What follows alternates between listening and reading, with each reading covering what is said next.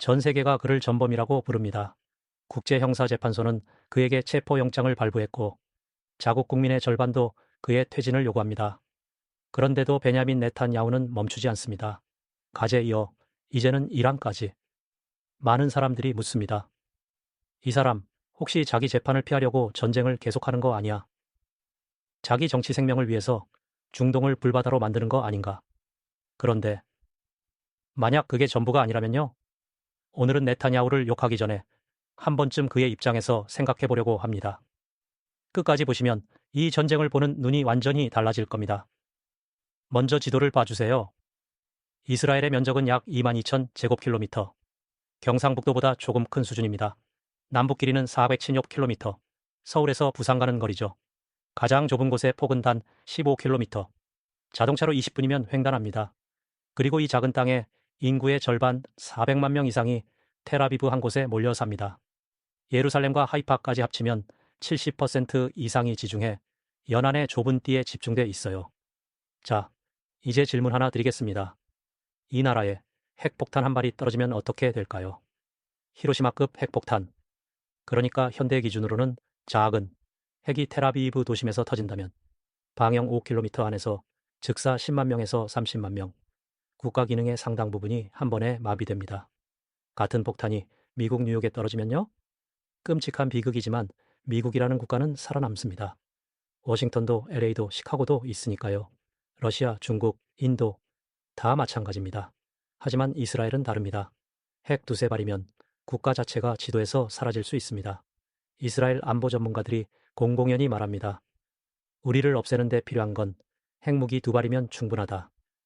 이게 네타냐후와 이스라엘이 이란 핵 문제를 협상 대상이 아니라 실존적 위협으로 보는 첫 번째 이유입니다.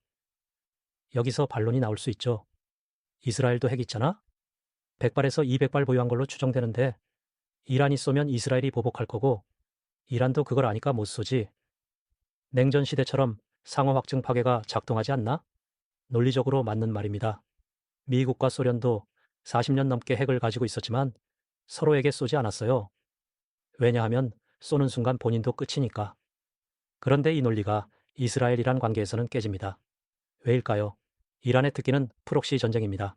레바논의 헤즈볼라, 가자의 하마스, 예멘의 후티, 이라크의 시아파 민병대, 시리아의 여러 조직들. 이란은 40년간 이 조직들을 통해 미국, 이스라엘, 사우디를 공격해 왔습니다. 그런데 단 한 번도 공식적으로 우리가 했다고 인정한 적이 없어요. 1983년 베이루트에서 미 해병대 241명을 죽인 폭탄도 2019년 사우디 아람코 시설을 날려버린 드론도 모두 이란의 책임이 유력하다고 추정될 뿐입니다. 이제 상상해 봅시다.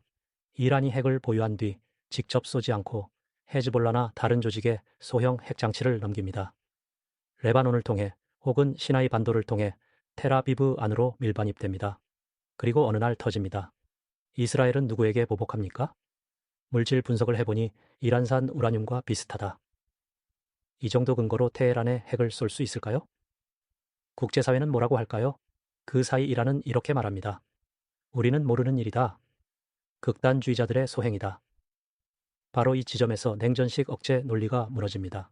누가 쐈는지 불확실하면 보복도 불확실하다. 보복이 불확실하면 상대도 공격에 대한 두려움이 줄어듭니다. 이스라엘은 이 시나리오를 수십 년간 연구해 왔습니다. 그리고 내린 결론은 단 하나였습니다. 이란이 핵을 가진 뒤에 막는 건 불가능하다. 가지기 전에 막아야 한다. 1981년 6월 이스라엘 공군이 8대가 이라크 오시라크 원자로를 폭격했습니다. 당시 총리였던 메나헴 베기는 이렇게 선언했습니다. 이스라엘의 적이 될 수 있는 어떤 국가도 대량살 상무기를 가지도록 허용하지 않는다. 이게 바로 비긴 독트린입니다. 이스라엘 외교의 골격이 된 원칙이죠. 2007년에도 같은 일이 반복됐습니다. 이번엔 시리아였어요. 알키바르에 건설 중이던 원자로를 이스라엘이 폭격했고 세계는 한참 뒤에야 그 사실을 알았습니다. 이 두 번의 작전은 당시에도 국제사회의 비난을 받았습니다. 주권 침해다, 국제법 위반이다, 일방주의다. 하지만 시간이 지나고 보니 어떻게 되었을까요? 만약 이라크가 핵을 가졌다면 2003년 미국이 이라크를 침공할 수 있었을까요? 만약 시리아가 핵을 가졌다면 이후의 내전에서 그 핵이 ICS 손에 들어갔으면 어떻게 됐을까요? 네탄야후는 이 역사를 누구보다 잘 압니다. 그리고 지금 그가 보는 이란은 1981년의 이라크, 2007년의 시리아보다 훨씬 더 진전된 핵 프로그램을 가지고 있습니다. 2025년 6월 13일, 이스라엘은 떠오르는 사자 작전을 개시합니다. 나탄즈, 포르도, 이스파한, 이란의 핵심 핵시설들을 타격했죠. 이란 핵과학자들이 제거됐고 미사일 기지가 파괴됐습니다.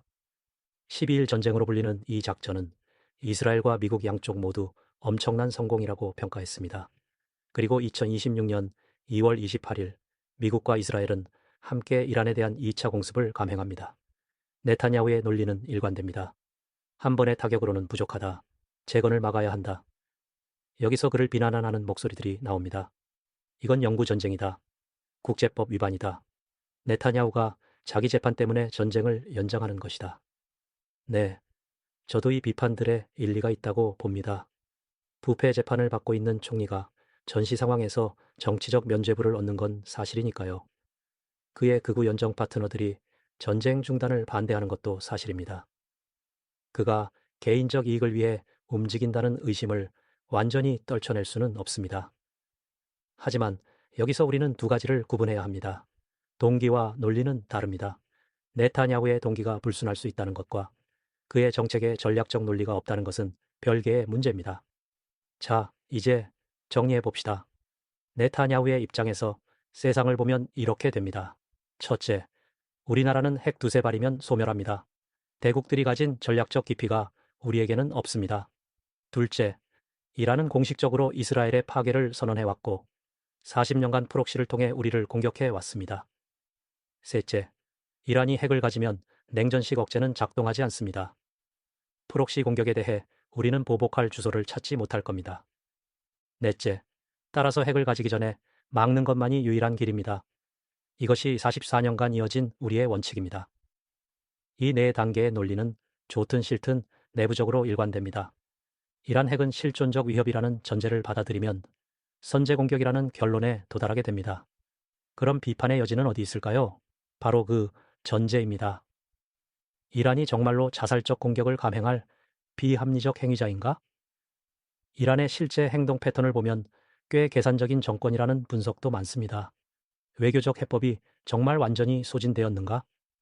프록시에게 핵을 넘길 가능성은 실제로 얼마나 되는가? 파키스탄도 20년 넘게 핵을 가지고 있지만 넘긴 적이 없습니다. 그리고 가장 근본적인 질문, 위협 제거라는 논리를 끝까지 밀고 나가면 이스라엘은 영원히 전쟁하는 국가가 됩니다. 이란 다음은 누구일까요? 이 논리의 끝은 어디일까요? 네타냐후는 분명 논란의 인물입니다. 개인적 이익을 위해 움직인다는 의심도 근거가 있습니다. 하지만 그가 완전히 미치광기처럼 전쟁을 벌이고 있다고 보면 우리는 이 문제를 이해하지 못합니다. 이스라엘이라는 국가가 태어난 이유는 유대인이 다시는 학살당하지 않기 위해서다. 이 문장이 단순한 수사가 아니라 진짜 국가 운영의 원칙으로 작동할 때 그 나라의 지도자는 어떤 선택을 하게 될까요? 여러분의 생각은 어떻습니까? 네타냐후는 전범인가? 수호자인가? 아니면 둘 다인가? 댓글로 의견 남겨주세요. 구독과 좋아요는 다음 영상 제작에 큰 힘이 됩니다. 다음 영상에서는 반대편, 이란의 시각에서 이 전쟁을 보겠습니다. 그럼 다음에 뵙겠습니다.